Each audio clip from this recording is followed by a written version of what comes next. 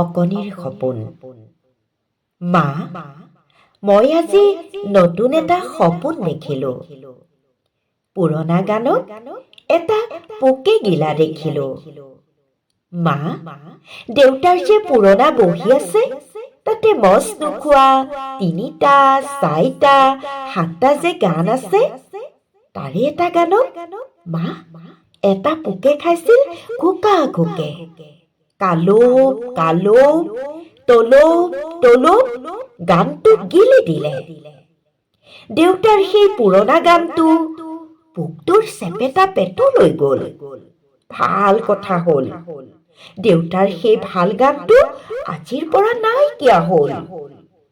এই বুলি মই বহি আছিলো মনত বেজাৰ পাই। এনেতে উঠিলো চক খাই। পোকটোৰ পেটৰ ভিতৰত দেউতাৰ গানে বাজনা বজায়।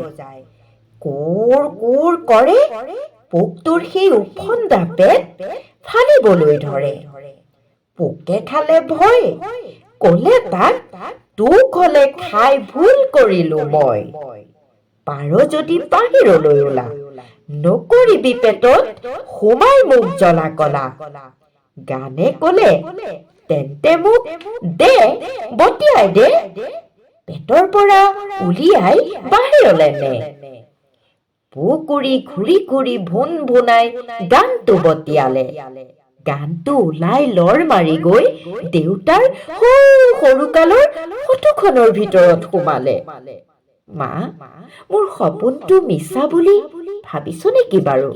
মিছা নহয় মা, সাক্ষী আছে ৩টা গাৰু।